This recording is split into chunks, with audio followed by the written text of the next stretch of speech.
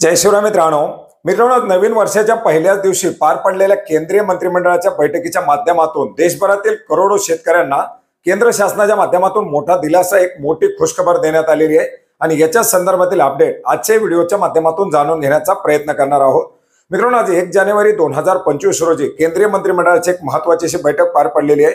देशाचे पंतप्रधान नरेंद्रजी मोदी यांच्या अध्यक्षतेखाली पार पडलेल्या बैठकीमध्ये शेतकऱ्यांसाठी दोन अतिशय मोठे आणि महत्त्वपूर्ण असे निर्णय घेतलेले आहेत, ज्याच्यामध्ये पीक विमा योजना आणि खतावरील अनुदान या दोन्ही बाबीला मंजुरी देण्यात आलेली आहे।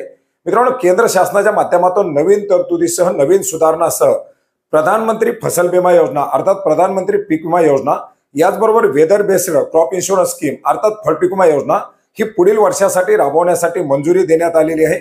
याच्यामध्ये काही नवीन बदल, काही नवीन तरतुदी लागू करण्यात आलेल्या आहेत आणि काही राज्यांचा याच्यामध्ये समावेश करून 2025-26 पर्यंत या नवीन बदलासह योजना राबवायला मंजुरी दिलेली आहे आणि याच्याच अंतर्गत दिल्या जाणाऱ्या शासनाचा जो काही भार असेल, जो हिस्सा असेल, याच्यासाठी 69,000 कोटी रुपयाची तरतूद देखील करण्यात आलेली आहे। मित्रांनो, याचबरोबर आपण जर पाहिलं तर सध्या चर्चेला जाणारा आणि शेतकऱ्यांसाठी अतिशय महत्त्वाचा असा समजला जाणारा मुद्दा तो म्हणजे खताचे भाव। मित्रांनो, यापूर्वी सुद्धा आपण अपडेट घेतले होते की खताचे भाव वाढल्याची मोठ्या प्रमाणात एक अफवा उठली होती। मोठ्या प्रमाणात शेतकऱ्यांमध्ये याच्यामुळे संभ्रमाचं वातावरण निर्माण झालेलं होतं आणि साहजिकच शेतकऱ्यांचा रोष देखील निर्माण झालेला होता। याच्यामध्ये आपण जर पाहिलं तर डीएपीची 1350 ची असलेली बॅग ही 1570 रुपयाला करण्यात आल्याबाबतचं व्रत प्रकाशित करण्यात आलेले होते आणि याच्यासाठी आता केंद्र शासनाच्या माध्यमातून आज पार पडलेल्या कॅबिनेटमध्ये एक महत्त्वाचा असा निर्णय घेतलेला आहे, ज्याच्यामध्ये एनबीएस योजनेच्या अंतर्गत दिल्या जाणार अनुदान हे पुढील आदेश येईपर्यंत लागू राहणार आहे।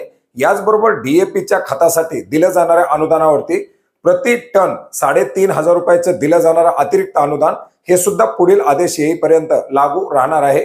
अर्थात डीएपीची 1350 रुपयाला मिळणारी 50 किलोची बॅग ही आहे त्याच भावामध्ये आहे तशीच विकली जाणार आहे। मित्रांनो, याच्यामुळे कुठल्याही प्रकारचे आता खताच्या भावामध्ये वाढ होणार नाही। त्याच्यामुळे खताचे वाढणारे भाव याच्यामुळे चिंतातूर झालेल्या शेतकऱ्यांना हा एक मोठा दिलासा असणार आहे। याचबरोबर पुढील आर्थिक वर्षामध्ये सुद्धा फळ पीक विमा योजनेसह प्रधानमंत्री पीक विमा योजना ही सुद्धा राबवली जाणार आहे।